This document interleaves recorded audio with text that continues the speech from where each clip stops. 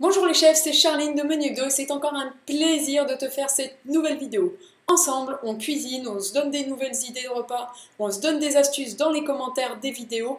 Si on partage la cuisine, c'est vraiment génial. Et j'espère aussi te motiver à cuisiner et, et peut-être aussi te donner plus de plaisir à cuisiner, puisque je sais, c'est pas facile, tu as plein de choses à faire autres que justement cuisiner, tu n'as peut-être pas forcément appris le métier, mais sache que faire des choses simples, mais vraiment très simples, mais même fait maison, c'est super important pour ta santé, la santé de ta famille, la découverte de nouveaux ingrédients, enfin tu vois, tout ça, parce que les plats préparés, c'est vraiment pas bon, c'est plein de conservateurs, c'est pas bon pour ta santé, enfin bref, c'est à éviter au maximum. Alors motivons-nous et cuisinons tous ensemble.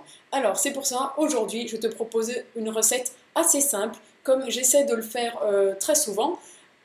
Pour moi, c'est des recettes simples, mais peut-être que pour toi, ça ne l'est pas. Si ce n'est pas le cas, comme d'habitude, tu me dis tout ça dans les commentaires.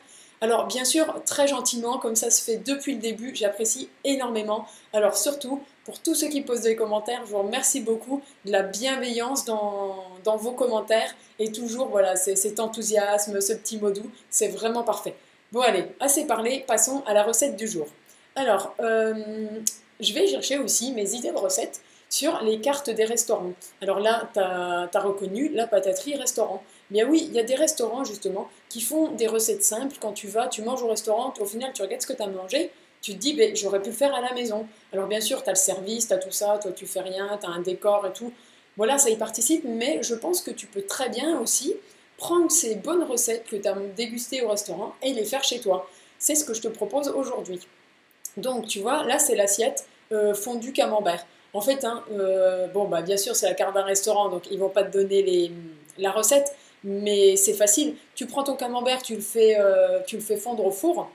Alors, je sais pas, à une température d'environ 180 degrés, tu surveilles. Et puis, à côté, tu peux y mettre de la charcuterie ou une pomme de terre ou du pain, comme ça. Tu sais, en fait, je trouve que c'est un mix entre la fondue et la raclette. Puisque là, on voit le morceau de pain trempé dans le camembert, ça fait penser à la fondue. La pomme de terre et la charcuterie font penser à la raclette. Et si tu n'aimes pas trop la charcuterie ou si tu as lu le rapport de l'OMS qui déconseille parce qu'il dit que c'est pas bon pour ta santé, tu peux très bien faire cette même recette avec en garniture des champignons, des choux, même du chou-fleur, tu vois, du chou-fleur trempé dans le camembert, c'est bon. Donc chou-fleur, brocoli, carottes crues, ça peut être bon aussi, tu vois. Comme ça, tu auras le mou du camembert, le croquant de la carotte. Enfin voilà, des champignons de Paris, tout ça, tout ça.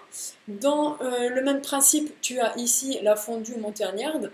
Bah là, par contre, c'est fait avec, tu vois, une fondue trois fromages et mental comté gruyère. Donc voilà, le jour où tu fais une fondue chez toi, tu peux tremper les bouts de pain avec la fourchette qui va bien, le grand pic là.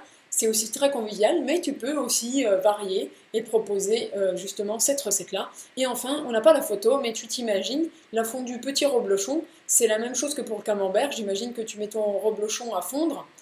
Tu prépares ta pomme de terre, hop, ta charcuterie. Alors là, ça fait un mix entre la fondue, la raclette et la tartiflette, mais pourquoi pas, ça peut être bon. Donc voilà, la vidéo est terminée, j'espère qu'elle t'a plu. Ce que j'aimerais bien que tu retiennes aussi, c'est que y a plein de restaurants, justement, comme je te dis, qui font des recettes simples, et tu peux t'inspirer, quand tu n'as vraiment pas d'idée de recette, aller voir la carte des restaurants. Et en plus, c'est un peu comme les blogs. euh, Quand tu as trouvé un restaurant qui te plaît avec des recettes simples, eh ben, tu peux quasiment faire toute la carte chez toi, puisque voilà, c'est une cuisine qui te convient, que tu comprends, que tu vois, comme par exemple la pataterie. Je veux dire, enfin, je sais pas toi, mais moi, je lis, enfin, juste je vois la photo, j'ai pas besoin de lire le reste, je sais à peu près comment je vais faire mon repas. Donc voilà, voilà, si tu trouves des restaurants qui te conviennent, qui ont leur carte en ligne, tu peux t'en inspirer. Il y a des jolies photos, ça te donne envie. Et puis voilà, tu as fait un bon repas maison comme au restaurant. Et puis après, si tu as des enfants, bien sûr, tu peux faire des petits décors et des repas à thème et tout et tout. Mais là, ça en rajoute beaucoup, mais pourquoi pas, hein, pour, je sais pas moi, un samedi soir ou quoi, repas à thème, la pataterie, avec des cartons, tu fais une patate ou des choses comme ça. Enfin voilà, c'est à toi de voir en fonction de tes loisirs créatifs, de l'âge des enfants que tu as, tout ça, tout ça.